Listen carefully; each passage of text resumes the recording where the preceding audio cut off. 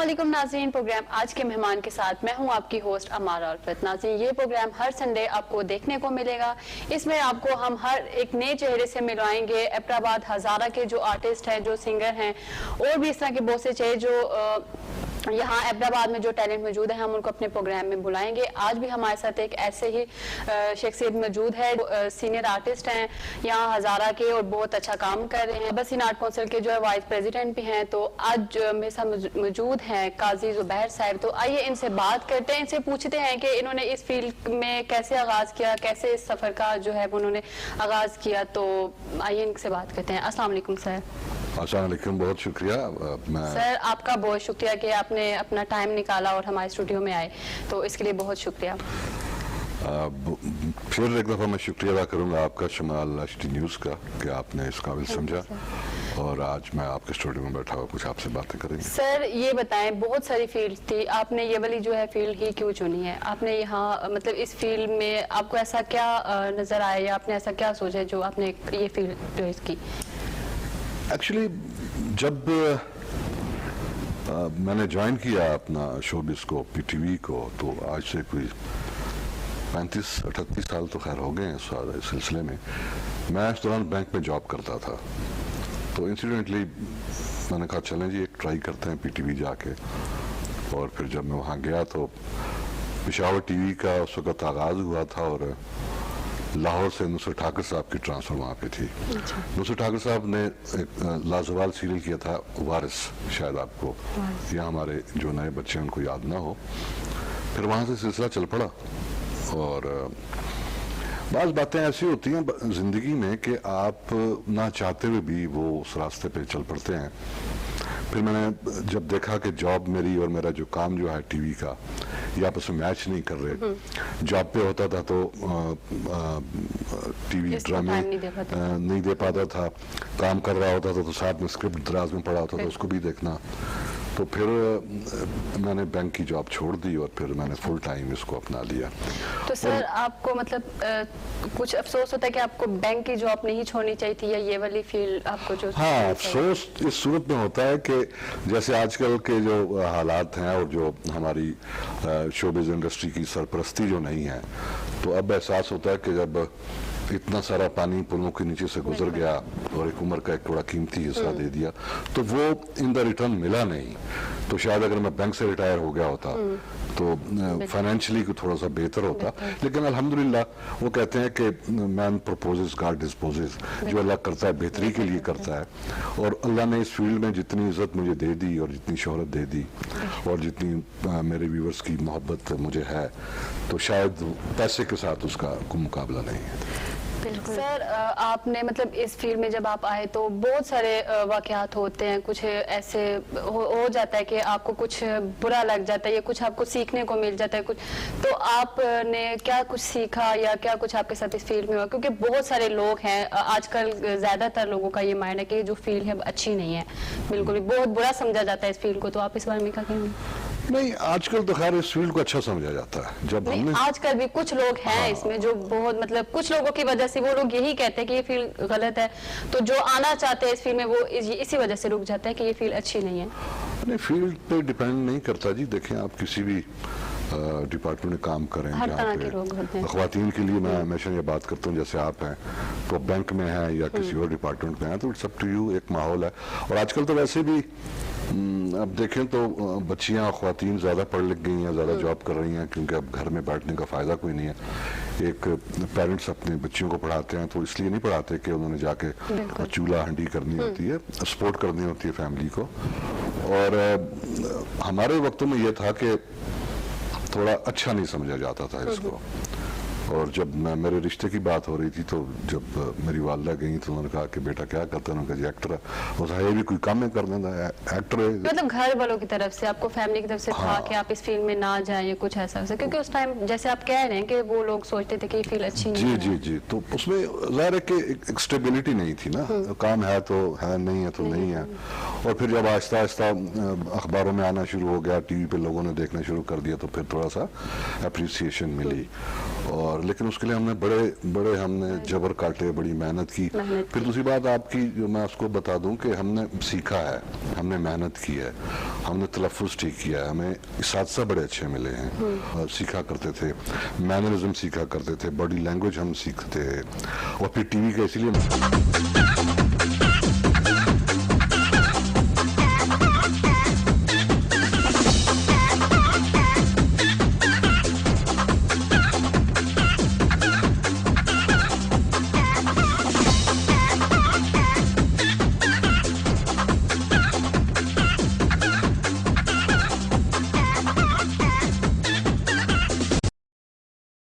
नाम था कि जब जी आपका कोई मतलब ऐसा जो जिसने आपको सिखाया हो या कुछ जिससे आपको बहुत ज्यादा सीखने को मिला हो, आप आज भी याद मतलब सोचते हैं कि वो बंदा था जिसकी वजह से आज मैं यहाँ पे हूँ, तो उसका बताना चाहिए। ये सीखने का प्रोसेस है, ये तो खैर हर वक्त जारी रहता है, लेकिन ठाकुर साहब थे, नुसरत ठाकुर साहब, वही मेरे मेंटोर थे, उन्हीं से मैंने सीखा और मैं उनसे रिक्वेस्ट करता था। और वो एक लफ्ज़ था तवा, जिसपे रोटियां पकाते हैं, तो मुझसे कहा नहीं जाता था, तो वो मुझे कहते थे जुबैर उधर कोने खड़ा हो जा, 100 दफा क्या तवा तवा तवा तवा, तो हम सीखते थे कतई काफ तो कैसे उसकी अदायगी कैसे होती है। सर आजकल जो जनरेशन है वो इस फील्ड में काफी सारे हैं जो चाहते हैं कि हम इस फील्ड में जाएं, और बस ये इसी वजह से ही जो है वो रह जाते हैं, या कुछ में होता है कि नहीं अच्छी नहीं है, तो उनको आप क्या कहेंगे जो आजकल के हैं, मतलब आप उनको नहीं, बस अपनी एजुकेशन पहले करें, अपनी एजुकेशन कंप्लीट करने के बाद अगर आप इस फील्ड में आना चाहते हैं तो टेक्निकली आए और सीख के आए। बदकिस्मती से ऐसा यहाँ पे कोई एकेडमी नहीं है पाकिस्तान में, नापा है वो कराची में है, और बदकिस्मती हमारी ये भी रही है कि पाकिस्तान टेलीविजन की अपनी एक एकेडमी थी जिसको हमने फिर फॉलो नहीं किया, जिसमें बड़े बड़े नाम थे, और जिसमें ख्वाजा नजमुल हसन साहब थे, शोएब मंसूर थे, और फिर वो एकेडमी बंद होगी। जब एकेडमी बंद होगी तो फिर दूसरी लौट नहीं आई। अब देखें यहाँ पे खुद ही सीखना है, जो आप हैं उनसे सीखना अगर पड़ेगा आपके एक तो होते हैं ना जी बेसिक इंस्टिंक्ट होती है, आप पैदाइशी होते हैं। बिल्कुल। आप पढ़ के डॉक्टर तो बन सकते हैं, आप पढ़ के इंजीनियर तो बन सकते हैं, आप पढ़ के एक्टर नहीं बन सकते, क्योंकि ऑब्जर्वेशन बड़ी जरूरी होती है इस चीज की। सर यही हम लोग ये सोचते हैं कि ये एक्टिंग जो है वो बहुत इजी है, हम लोग जाएंगे हम लोग कर लेंगे, लेकिन आप बताएं, आप तो कर चुके हैं, आपका काफी टाइम हो चुका है, तो आप ये बताएं कि एक्टिंग करना मुश्किल है या कुछ ऐसा? नहीं, देखिए उसमें 3 क्लासेस हैं, एक होता है एक्टर, एक होता है प्रीटेंडर, एक होता है आर्टिस्ट, एक होता है परफॉर्मर। ठीक है, तो एक्टर आप बन जाएंगे, एक्टिंग भी कर लेंगे, ठीक है, प्राइवेट चैनल्स बहुत सारे आ गए, अपने ताल्लुकात भी यूज कर लेंगे, पैसा भी लगा देंगे, करेक्टर भी कर लेंगे, ओवरनाइट आप मशहूर भी हो जाएंगे। लेकिन जब आप परफॉर्मर होंगे, जैसे दिलीप साहब हैं, दिलीप कुमार हैं, फिरदौस जमाल हैं, जैसे हमारे कवि साहब अल्लाह उन्हें गरीक रहमत करे, या ख़याम सरहदी हैं, या मैंने बहुत सारे नाम ले लिए हैं, तो अगर आप परफॉर्मर बनने के लिए तो आपको आपके अंदर कुछ होना चाहिए। ऐसा नहीं होता ना कि आप कोशिश करते हैं लेकिन अंदर से आवाज आती है सहूलत आपको मुयसर नहीं है, तो जब तक अंदर नहीं है कुछ तो आप ला ही नहीं सकते। जब आपको ये आवाज आए कि ये सहूलत मुयसर नहीं है तो फिर आप जोर ना दें, तो फिर आप किनारा कशी कर लें, कोई और बेहतर काम करें, अपनी जिंदगी संवारें आप जो आपके लिए बेहतर है, जो बेहतर है। तो सर आपकी माशाल्लाह से आवाज भी काफी अच्छी है, और आपने रेडियो पाकिस्तान में भी काम किया, तो आपने कभी इस फील्ड के अलावा ये आपने नहीं सोचा कि आप सिंगिंग भी करें? अच्छा, बड़ा मजे की बात है, जब मैं गया था ना पेशावर, तो जब मैं टीवी गया तो पेशावर स्टेशन उस वक्त था पायलट स्टेशन था, तो वहाँ पे प्रोड्यूसर थे, तो उन्होंने कहा कि आप रेडियो पाकिस्तान जाओ और वहाँ जाके आप गाना गाओ। अच्छा, मुझे अजीब सा लगा, मैंने कहा गायकी कहाँ, और मैं नहीं गा सकता। मैं रेडियो चला गया, तो वहाँ उन्होंने मुझे प्रोग्राम दिया, और 50 साल प्रोग्राम था वो यूनिवर्सिटी के स्टूडेंट्स का, तो गायकी की तरफ मेरा ध्यान नहीं आया, लेकिन अभी भी मैं गुनगुना लेता हूँ, लेकिन वो गजलें हैं और जगजीत सिंह की, तो शायद थोड़ी सी मैं उनके साथ मैच कर लूँ। तो सर कुछ एक दो लाइन हमारे नाज़रीन को आप सुनाएं ताकि उनको भी पता चले। माशाल्लाह से आपकी आवाज अच्छी है, एक्टर आर्टिस्ट तो आप बहुत अच्छे हैं माशाल्लाह से, लोग देखते हैं। लेकिन मुश्किल में ना डालें मुझे इस वक्त, वो एक सिलसिला होता है, इक्विपमेंट हो, म्यूजिक हो साथ में, फिर एक मूड इंसान चलें का इंशाल्लाह बनता हम नेक्स्ट है। जी प्रोग्राम जी, में आपको बुलाएंगे मैं तो बिल्कुल फिर प्रॉमिस करता हूँ अगला किसी प्रोग्राम में और ऐसा इत्तेफाक हुआ जरूर, तो इंशाल्लाह। जब इंस्ट्रूमेंट हुए तो मैं इंशाल्लाह जरूर। हमारे प्रोड्यूसर साहब हैं उनसे मैं कह दूंगा कि मुझे बुला लीजिए, मैं वहाँ पे नहीं, आपकी इंशाल्लाह ये जरूर फरमाइश हम पूरी बुलाएंगे ताकि हमारे नाजरीन जी। को आर्टिस्ट एज आर्टिस्ट तो उन्होंने आपको देखा है, लेकिन आपकी आवाज़ भी वो सुनेंगे तो उनको और अच्छा लगेगा। जी, जी। अच्छा सर, यहाँ हमारे जो फील्ड हज़ारा के ज़्यादातर जो आर्टिस्ट हैं वो सीनियर आर्टिस्ट हैं, जो उनमें अरशद अब्बासी भी हैं, तारिक साहब भी हैं, तो आप किससे आपने मतलब इंस्पायर हुए हैं कि मतलब आपको जो अच्छे लगे हैं उनकी एक्टिंग या कुछ उनसे थोड़ा बहुत नहीं, ये दो जो नाम लिए आपने दो मेरे इसके अलावा भी हैं जो मेरे इसातिज़ा में से हैं, ठीक बिल्कुल। है। अरशद भाई साहब अल्लाह उन्हें सलामत रखे, उनसे हमने सीखा, उन्होंने हमारी सरपरस्ती की। तारिक खान जल्दी चला गया इस दुनिया से, मेरा बड़ा अच्छा दोस्त था और हमारी एक बड़ी कंपनी थी। हमारे हज़ारे के 2-3 ही आर्टिस्ट थे हम, बिल्कुल, और हमने सही बड़े बात मुश्किल हालात में पेशावर में जाकर जब सेटलमेंट की वहाँ पे खड़ा हुए, क्योंकि हमारे पास तो टैग था ना हज़ारे का। तो सारे अच्छे हैं जी, सारे बेहतर हैं अपने अपने मकाम पे, अपनी अपनी जगह पे। सर पीटीवी के साथ भी आपने काम किया, उसके अलावा आपने स्टेज शो किए और प्राइवेट चैनल्स के साथ भी आपने किया, तो आपको इनमें क्या डिफरेंस? स्टेज तो मैंने कॉलेज के ज़माने से शुरू किया था, उसके बाद फिर मैंने जॉब कर ली, पेशावर चला गया, फिर रेडियो किया, रेडियो पे माइक्रोफोन पे फिर पता चला कि भाई आप का आवाज़ का ज़ेरो बम कैसे होना चाहिए, और अल्लाह ने वहाँ भी इज्जत दी। फिर टीवी किया। जो टीवी का जो सिलसिला था, जो हमारी तरबियत थी, उसका मैच कोई भी नहीं है, कोई भी नहीं। ठीक है, उसका इट इज़ मैचलेस। फिर जब प्राइवेट प्रोडक्शंस में जैसे आजकल किया, तो जैसे सारा ड्रामा आजकल कराची शिफ्ट हो गया है, बिल्कुल। तो अब इश्यूज पे बात नहीं होती, अब आजकल ग्लैमर पे बात होती है। मैं अब भी करता हूँ पीटीवी के अलावा, जब प्राइवेट प्रोडक्शंस कर रहा होता हूँ, तो बाज सीन या बाज लाइनें ऐसी होती हैं कि जिसे बोलते हुए थोड़ी सी शर्म आती है, महसूस होता है। आजकल ज्यादा हो जी चुका है ये। तो लेकिन उसका जो असर है ना, वो बड़ा जैसे डिस्पोजेबल हो गया सारा काम, फास्ट फूड हो गया है और फास्ट म्यूजिक हो गया है, तो वो देर पा नहीं, आपके जहन पे सब नहीं करती वो बात। तो जैसे तरत हुसैन साहब थे, खालिदा रियासत, उस्मा गिलानी जैसे आर्टिस्ट जो आके चले गए और जिनकी सोहबत में हमने काम किया, आजकल सारे अच्छे हैं, ये नहीं कहता कि अच्छे नहीं है, हर एक मेहनत करता है, लेकिन डिफरेंस बहुत है। आजकल मैं ये कहूँगा कि काम की क्वालिटी पे फर्क पड़ा है, क्वांटिटी ज्यादा हो गई है। बिल्कुल, क्वांटिटी ज्यादा हो गई है, बहुत ही ज्यादा हो गई है। लेकिन अच्छा सर, आप ये बताएं कि आपको इस एक्टिंग का शौक बचपन से ही था या मतलब कॉलेज लेवल में आके या कुछ ऐसे तब? नहीं, बचपन से ही था जी। मुझे याद है मेरी वालदा कहा करती थी, जब मैं 2.5 साल का था तो मैं पूरा गाना गुनगुना दिया करता था, ठीक है। बहुत छोटा 2.5 साल का बच्चा क्या होता है, तो फिर वो फिर इंस्टिंक्ट लेके जाती है आपको। ये देखा देखी मैंने आपसे कहा ना कि हो नहीं सकता। फिर हमने फिर सीखा, अच्छे साथी हमें मिले, अच्छे राइटर मिले, अमजद साहब, अमजद इस्लाम अनिल साहब, अल्लाह उन्हें गरीक रहमत करे, इशफाक साहब अल्लाह उनको भी बख्शे, असगर नदीम सैयद साहब, मनु भाई, इन लोगों के साथ डॉक्टर डेनिस आइजक, फजल हुसैन समीम, पेशावर से नूरुल बशर नवीद, ये बड़े नाम है।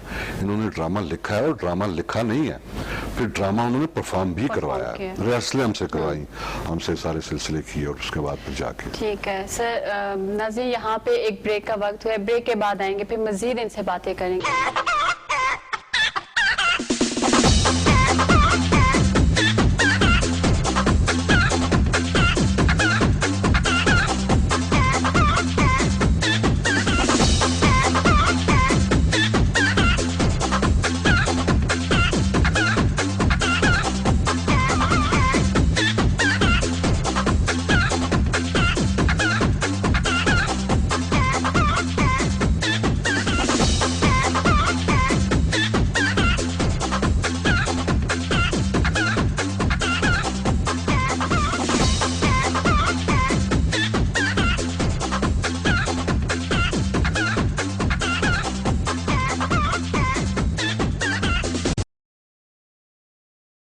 नाज़रीन, हमारे साथ काजी जुबैर साहब मौजूद हैं। अब अभी हम मज़ीद इनसे सवालात करेंगे। तो सर आप ये बताएं कि हज़ारे की जो सरजमीन है, यहाँ के जो लोग हैं, इनके पास काफ़ी टैलेंट है, आर्टिस्ट भी यहाँ के बहुत मौजूद हैं, लेकिन यहाँ पे कोई अकेडमी नहीं है कि जहाँ से वो कुछ ऐसा सीखे, कोई उनके पास ऐसा प्लेटफॉर्म नहीं है जहाँ से वो आगे आए। तो आप इस बारे में क्या कहेंगे कुछ? बिल्कुल, बड़ी अच्छी बात यह है, अकेडमी तो खैर अब्तवाद में क्या पूरे पाकिस्तान में नहीं है, लेकिन मैं हज़ारे की मिट्टी से हूँ और मेरा बड़ा दिल खफा होता है, बड़ा टैलेंट है यहाँ पे। और फ़न अदाकारी में, मौसीकी में, लिटरेचर में। यहाँ पे देखें आप, हमारे पास बड़े बड़े शायर हैं, बड़े अच्छे मुसन्निफ हैं और बड़े अच्छे हमारे पास टेक्नीशियंस हैं। मैं, जैसे आपने पहले फरमाया कि मैं जलाल बाबा ऑडिटोरियम हज़ार आबासीन आर्ट काउंसिल में वाइस प्रेसिडेंट भी हूँ काफ़ी अरसे से। मैंने इस आवाज़ को बहुत उठाया। बदकिस्मती यह है कि इस प्रोग्राम की वसातत से अगर मेरी ये बात और बाब इख्तियार तक पहुँच जाए कि एक हमारे पास जलाल बाबा ऑडिटोरियम में जो अब रेंट है वो भी बहुत ज़्यादा कर दिया गया। वहाँ पे अब कोई प्रोग्राम्स नहीं हो रहे। पहले बहुत सारे वहाँ पे होते थे प्रोग्राम्स वगैरह हर तरह के, लेकिन अब वहाँ पे कुछ नहीं हो रहे। सिर्फ उसकी यही वजह है कि वहाँ का जो रेंट है वो बहुत ज्यादा कर दिया नहीं, गया। प्रोग्राम तो पहले भी जो हो रहे थे वो हमारी डिस्ट्रिक्ट गवर्नमेंट की सरपरस्ती में होते थे। आर्टिस्टों के लिए तो था नहीं ना। जैसे लाहौर में अलहमरा है या दूसरे जो वहाँ पे जो हाल बने हुए हैं, आर्टिस्टों ने वहाँ पे लोगों, उनका एक जरिए माश वहाँ पे बन गया। अच्छा, यहाँ पे कुछ हमारी कमजोरियां अपने आर्टिस्टों की भी हैं। मैं ये नहीं कहूँगा, बेसिक आर्टिस्ट भी मैं ये कहने में कोई मुझे आर नहीं है कि कुछ थोड़ा सा इत्तेफाक भी हमारे में नहीं है। दूसरी बात यह है कि हमारे जो जिनके पास ये हाल है उनको चाहिए कि कम से कम, मैंने कितनी दफा कहा उनसे, मुख्तलिफ प्लेटफॉर्म्स पे कहा, मीटिंग के दौरान कहा कि हफ्ते में सैटरडे संडे 2 दिन कम से कम आप हमें फ्री ऑफ रेंट दे दें, ताकि आर्टिस्ट जो है यहाँ पे जो डिपेंड करते हैं और जिनका एक्सपोजर नहीं है और जिनका घर का चूल्हा इसी से जलता है। वैसे देखें हालात, पिछले दिनों पेंडेमिक था, कोरोना था, 2 साल आर्टिस्टों ने बड़े मिजरेबल हालात में पूरे पाकिस्तान ने गुजार दिए, लेकिन आर्टिस्ट तो बेचारा दिहाड़ी लगाएगा, कहीं ना कहीं काम होगा तो तब सिलसिला चलेगा ना।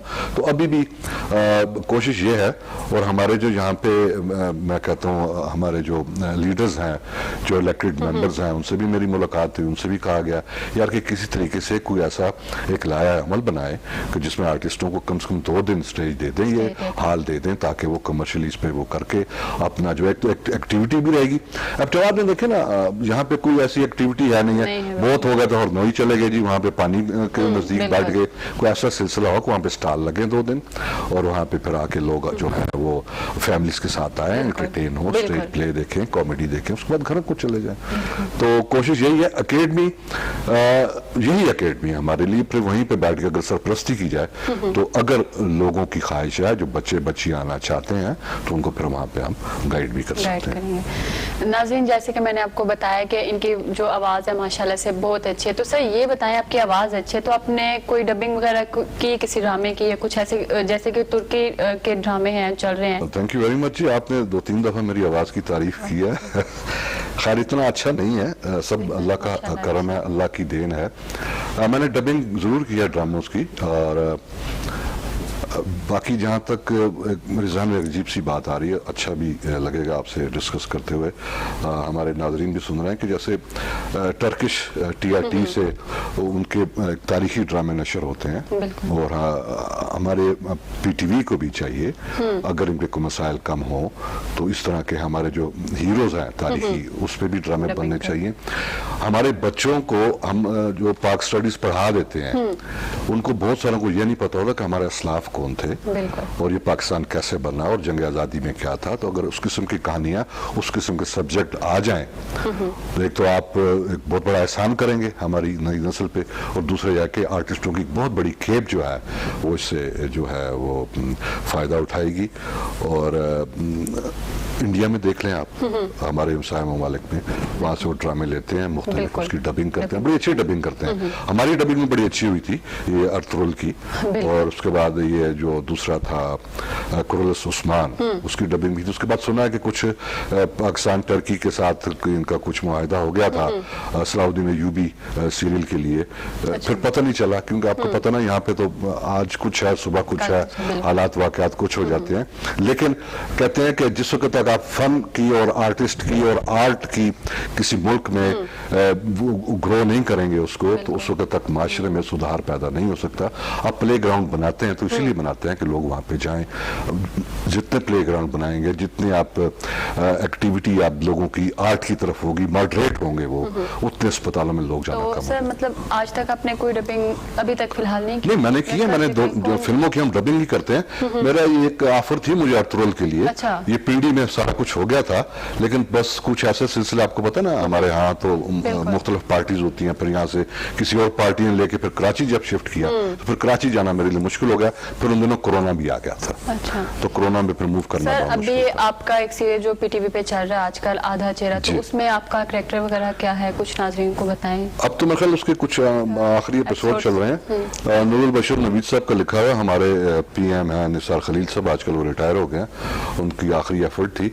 मेरा एक रिटायर्ड ब्यूरोक्रेट का कैरेक्टर है उसमें, कि जो मतलब 2 नंबर होता है, रिश्वत लेता रहता है, अच्छा। और दूसरी शादी भी उसने की होती है एक यंग औरत से, तो वो एंड में ज़मीर उसका जाग जाता है, जो होता है इंसान के अंदर सर ज़मीर आपने होता है। शादी की बात की है, तो आप ये बताएं कि अपने इस फील्ड में से की है शादी, या आउट ऑफ फैमिली, या कुछ ऐसा, या आप तक नहीं। लव मैरिज, अरेंज मैरिज, या नो मैरिज? नहीं, खैर लव तो जिंदगी के मुख्तलिफ स्टेज पे हो ही जाता हो है, जाता और लेकिन उसमें यह है कि मेरी शादी प्योरली अरेंज मैरिज थी, और फैमिली के बड़ी अजीब सी बात लगती है ना ये। आजकल के बच्चों को कहो था कि जी आप सेलिब्रिटी भी हो, आप फेम भी हो, तो फिर उसके बाद, लेकिन मैं एक अरेंज मैरिज थी। रियल लाइफ में तो शादी कर ली, उसके अलावा ड्रामाज वगैरह में बहुत शादियां होती हैं, तो आप, हम लोग ड्रामा देखते हैं, हम कहते हैं कि ये भाई इसको इसके साथ लव हो गया, इसकी शादी हो गई है, तो वो बहुत हम लोगों को अच्छा लगता है। आपको कैसा लगता है रियल लाइफ का और इसका? नहीं, ऐसा सच कुछ नहीं है। ज़ाहिर है कि एक स्क्रीन प्ले के हवाले से एक रिकॉर्डिंग हो रही होती है, और जहाँ तक मेरा ताल्लुक है तो बस करेक्टर किया तो उसके बाद बात खत्म हो गई। शुरू में थोड़ा रिटेलिएट करती थी मिसेस, फिर उनको समझ आ गई कि ऐसी कोई बात नहीं है। और उनका, ख़वातीन का तो काम ये होता है ना कि आप जब जा रहे हो तो मैं बाजार में कोई पूछ ले, ऑटोग्राफ ले लें, किसी से आप हंस के बात कर लें। ज़ाहिर है कोई आ रहा है आपके साथ, तो आपको कर रहे हैं ऑटोग्राफ दे रहे हैं, आपको भी थोड़ा सा स्माइल कर्टेसी देनी पड़ती है। आप बड़े हंस के गला पे कर दे हो, हैं बात सब बढ़िया खिली दी है। तो ये बातें तो खैर अब वो समझ गए कि बस ठीक है, ये होना है, it's part of the profession. जी। तो सर आपने ISPR के भी प्रोजेक्ट किए हैं, तो उसमें आपका एक्सपीरियंस कैसा रहा? बहुत अच्छा रहा जी, वेल ऑर्गेनाइज्ड, और इंटर सर्विसेज का उनके सब्जेक्ट बड़े अच्छे होते हैं। सर कुछ सीरियल के नाम? हाँ, मैंने उनका किया जी, फसीले जहाँ से आगे के 2 प्रोजेक्ट मैंने किए थे। एक था हवलदार नईम शहीद, और एक मार्का चौपड़ियाल, ये 2 मैंने प्लेस किए थे। दोनों में मैंने तालिबान का करेक्टर किया था, तालिबान कमांडर का।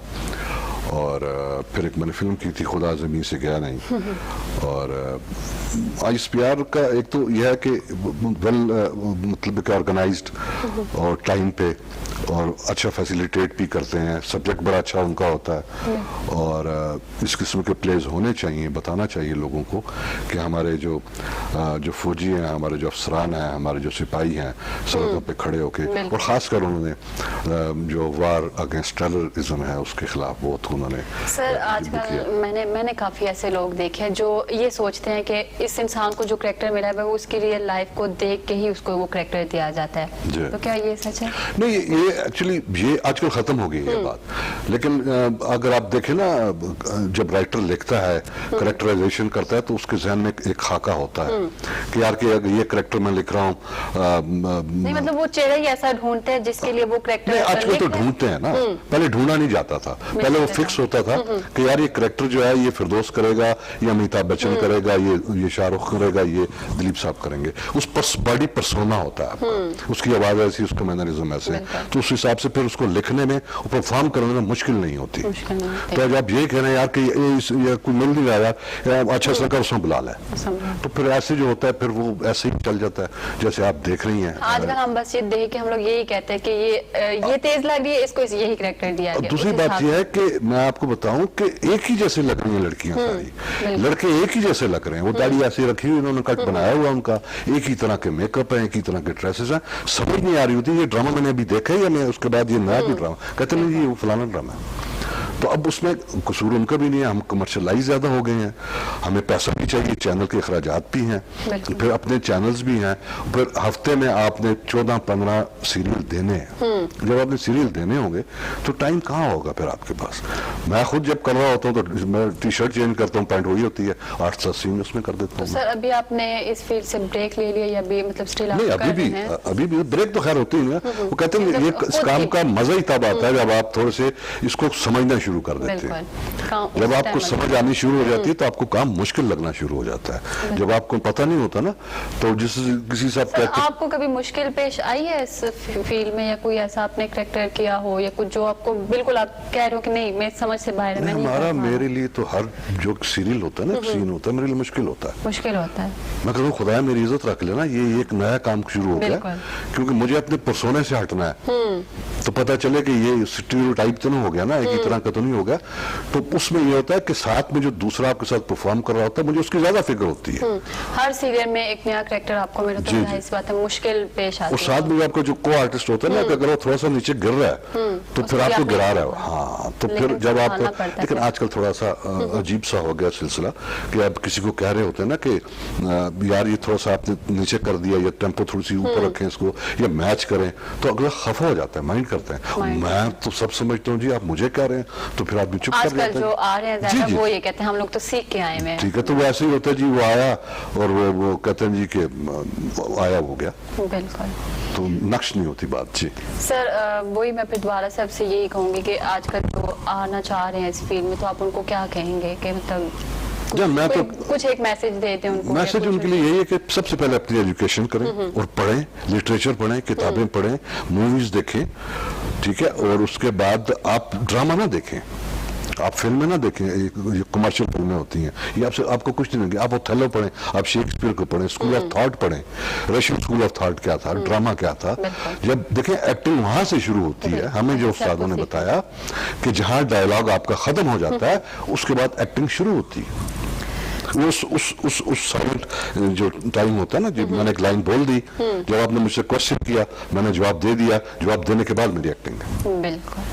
तो उसमें बेशक आए एकेडमी से आए, सीख के आए, और लेकिन अगर आप कहें कि इसको मैं अपना प्रोफेशन बनाऊंगा तो इसको पार्ट टाइम रखें अपने साथ, क्योंकि अब कंपटीशन बहुत ज्यादा है, और कराची चला गया है सारा काम, लाहौर से भी काम खत्म हो गया, और हम जैसे लोगों को अगर वो बुलाते हैं, लेते हैं, तो शायद किसी मजबूरी के तहत लेते हैं, और अभी भी उनको यकीन नहीं आता कि मैं जब कराची जाता हूँ तो मैं जब उन्हें कहता हूँ कि मैं एबटाबाद का हूँ तो वो बड़े परेशान होते हैं।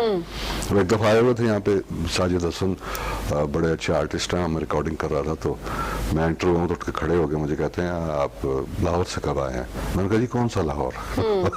कहता आप लाहौर का से नहीं है? मैंने कहा नहीं यार, ये पीछे तो पहाड़ में आ रहे हैं आपको, ये नीचे उतरो, सामने एबटाबाद है, मैं भी पहाड़ी हूँ। And they were really astonished. पे भी जो है यहाँ पे भी ड्रामा वो करने लग गए हैं, काफी वहाँ की टीम आती है यहाँ पे बनाती है, जैसे उन्होंने सिंफाहन वगैरह भी बनाया था, तो यहाँ पे जब आते हैं तो अभी तक आपने उनके साथ इस तरह से कोई मतलब कॉन्टेक्ट? उनको पता है ना, यहाँ के वो कास्ट लेते हैं ना?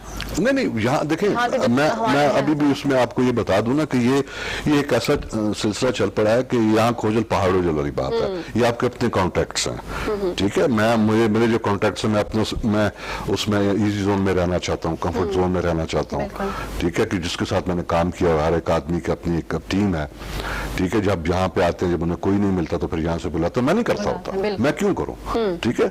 आप जो है वो कौन सी मुंह से आग निकालते हैं, या कौन सी दांतों से आप बाल्टी उठाते हैं जो हम नहीं उठा सकते, लेकिन अब फिर आप जब बात करते हैं जी लोकल एक्टर हो, फलाना पेशावर का एक्टर हो, और पिंडी का एक्टर हो, कराची का एक्टर, तो ये आर्टिस्ट होता है, या होता है या नहीं होता। बिल्कुल। तो उसमें यहाँ अगर आप कहते हो स्पोर्टिंग करेक्टर कर रहे होते हैं, तो मैं नहीं समझता कि आप को सूट करता है। जैसे आपने बताया कि अरशद अब्बासी साहब और तारिक खान आपके उस्ताद हैं, ओवरऑल कोई ऐसा आर्टिस्ट या कोई ऐसा जो जिससे आप इंस्पायर हों? एक पर्टिकुलर देखें, आप भी जब मैं ड्रामा देखता हूँ तो किसी एक सीरियल में, किसी एक सीन में कोई अच्छा सीन कर रहा होता है, आप इंस्पायर हो जाते हैं। पूरी फिल्म देख रहे हो, आपको मजा नहीं आ रहा होता। और फिर KPK की जो हमारी जो जमीन है इतनी जरखेज है, जिसमें दिलीप साहब पेशावर से, राज कपूर फैमिली यहाँ से, शाहरुख खान का भी यहीं से कहते हैं, मनोज कुमार साहब हमारे एबटाबाद के थे।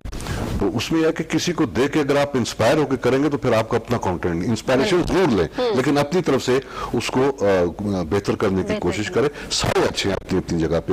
हो सकता है कि एक काम जो उसने किया है वो ज्यादा अच्छा किया है, अगर आप अपने पर्सोने में करेंगे तो ज्यादा अच्छा करेंगे उसको। ये तो आपकी अपनी ऑब्जर्वेशन है, आप वो करेंगे आपके लिए वो ज्यादा बेहतर है। ये चीज वही है कि आप कॉपी नहीं कर सकते। कॉपी नहीं, बाज़ वक़्त आप खुद को देख रहे होते हैं ना, मैं जब खुद को देख रहा हूँ तो मुझे बड़ी शर्म आ रही होती है, यार ये क्या कर रहे होते हैं, ये अच्छा नहीं कर रहे हो। अच्छा बाज़ आपका कोई ऐसा कुछ जस्टिस हो जाता लोगों है, को वो चीज बहुत अच्छी लगती हाँ है, लोगों को उनको अच्छी पसंद लगती आती है। ये। लेकिन बात ऐसी है ना, देखिए एक प्ले है मेरा, अब रात को 8 बजे चला, 9 बजे खत्म हुआ, तो मुझे यहाँ से कमिश्नर साहब फोन करके कह दें कि यार आपने बहुत अच्छा काम किया, तो मुझे खुशी नहीं होगी। लेकिन मुझे टीवी का कोई कंसर्न आदमी, प्रोड्यूसर कह देगा, शोएब मंसूर कह देगा कि काजी यू डिड वेल, तो मुझे ज्यादा खुशी होगी कि वो इस काम को समझता है और समझ के उसने ये बात की है। Sir thank you so much, आपने अपना टाइम दिया, आप यहाँ पे। अब ये बताएं कि आपको हमारा शमाल का स्टूडियो कैसा लगा, हमारी टीम आपको कैसी लगी और हमारे साथ प्रोग्राम करके आपको बहुत अच्छी। मैं बिन हेयर कुछ अर्सा पहले भी मैं आया था और स्टूडियो बड़ा अच्छा है और बाकी स्टाफ बहुत अच्छे हैं, बहुत कोऑपरेटिव हैं, इक्विपमेंट बहुत अच्छा है। लेकिन सर आपको जैसे हमने आपकी वॉइस का कहा, आपने कहा कि मैं नेक्स्ट इंशाल्लाह आऊंगा तो मैं जरूर, लेकिन वो आपने फिर बात याद रखने कि हमने आपको बुलाना है और आपने आना है और आपने हमारे नाज़रीन को जो है वो जरूर अपनी आवाज जो है वो सुनानी है। वो वादा ही क्या जो इफा हो जाए नहीं नहीं, लेकिन आपने निभाना है वो वादा, मैं इंशाल्लाह वादा निभाऊंगा जी।